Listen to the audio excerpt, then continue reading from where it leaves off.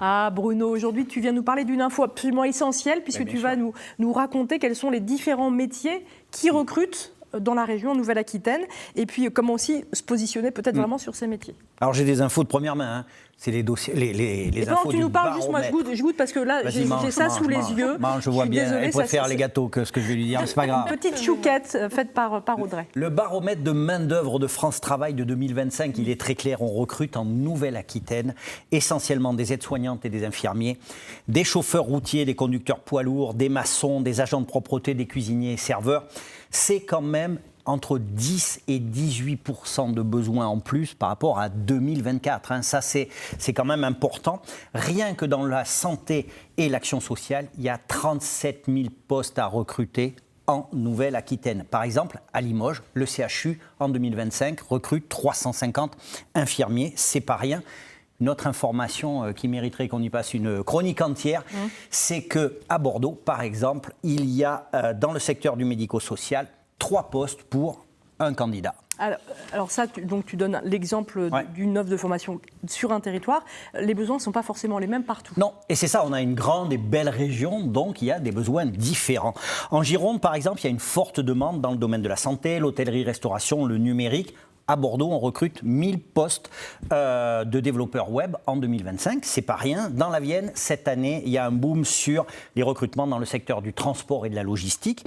En Dordogne, c'est le BTP, plutôt sur Périgueux et sur Bergerac. Et en Haute-Vienne, c'est les métiers du soin et des services à la personne qui recrutent de plus en plus. Donc là, on a bien vu les 5 secteurs métiers qui recrutent. Alors, il y a plein d'offres. Après, quelles sont les clés pour pouvoir décrocher l'une de ces offres ? Déjà, il faut avoir envie. Allez, pam, ça, c'était pas marqué sur la fiche, mais il faut avoir envie.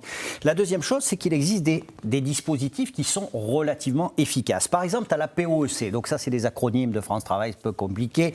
La préparation opérationnelle à l'emploi collectif, et puis tu as le contrat de professionnalisation adulte. La POEC, ça dit bien ce que ça veut dire. Préparation opérationnelle à l'emploi collectif. C'est en groupe, une entreprise a besoin de recruter, elle s'adresse à France Travail et à son OPCO, je te dirai ce que c'est un OPCO tout à l'heure, et ils organisent une formation d'adaptation sur le poste de travail. La personne, c'est une formation de 3 à 4 mois, c'est bien d'adaptation, pas de qualification. Vous avez un statut de stagiaire de la formation professionnelle, et puis après, l'entreprise peut vous embaucher. Par exemple, à Poitiers, il y a eu une POC en 2024 de chauffeur poids lourd. 90% des stagiaires de cette opération ont été embauchés en CDI. C'est pas rien. Et puis après, il y a le contrat pro adulte, on connaît un peu plus. C'est une alternance entre un centre de formation et l'entreprise.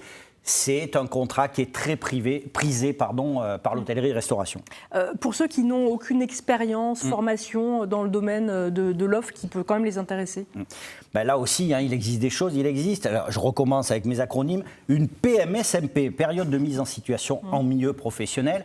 Avec ça, tu peux faire une période de stage d'1 mois en entreprise. Comme ça, tu vois si ça te plaît. Derrière, l'entreprise, elle organise, je vous le donne en 1000, une POEC, ce dont je t'ai parlé tout à l'heure. Et puis ensuite, soit tu fais un contrat pro, soit tu embauches directement à Saintes, dans une blanchisserie industrielle en 2024. Il y a eu 8 embauches suite à une POEC, une PMSMP. 8 embauches dans une blanchisserie industrielle, c'est beaucoup. Alors pour ceux qui nous regardent, pour une entreprise par exemple, comment faire pour recruter vraiment sur une offre et pour ceux qui cherchent, comment se positionner aussi par rapport à ces offres ? Alors pour les entreprises, France Travail, faut téléphoner à France Travail, 39 49, votre service entreprise. Et puis vous pouvez téléphoner aussi à votre OPCO. L'OPCO, c'est le partenaire des entreprises pour financer, pour organiser les formations. Et puis bien sûr, vous contactez France Travail, France Travail Cap Emploi et les missions locales pour relayer les offres. Un dernier petit conseil peut-être, Bruno ? Les postes sont là, les dispositifs sont là. Allez-y, il faut demander. C'est ça ton conseil ? C'est ça. Voilà. Non, mais c'est ça, c'est simple. Ouais. Mais il faut y aller effectivement et il ne faut pas avoir peur en tout cas. Un agenda comme d'habitude pour terminer. Un agenda sur toute la région, Bordeaux, Poitiers, La Rochelle, Limoges, Tarnos, c'est la semaine des métiers de la formation. Les métiers de la formation, c'est fabuleux, je l'ai fait pendant 20 ans.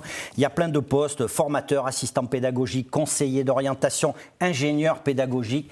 allez-y, posez des questions, vous rencontrerez des professionnels et dans la formation, il y a du boulot parce qu'il y a besoin de former des gens pour aller travailler. Et bien là, un bel exemple avec Audrey. Mais c'est vrai que c'est génial. Vous avez eu une idée, une envie, et ben pim, vous êtes allé chercher la formation. Voilà. Alors là, vous n'avez pas cherché un emploi, après vous êtes mis à votre compte. Oui, mais la démarche, finalement, elle est la même. Une très bonne démarche, se former pour travailler. Hein, c'est ça, hein, c'est l'adéquation, c'est celle-là. Se former pour travailler. Si ça fait plaisir en plus, c'est mieux. Mais c'est ça, hein, l'adéquation. Allez, on continue. On va parler de quelque chose qui nous interroge, nous intéresse tous. C'est l'eau du robinet. Est-elle potable partout? Et est-ce que les filtres à eau, ça sert à quelque chose? On retrouve Sherazade.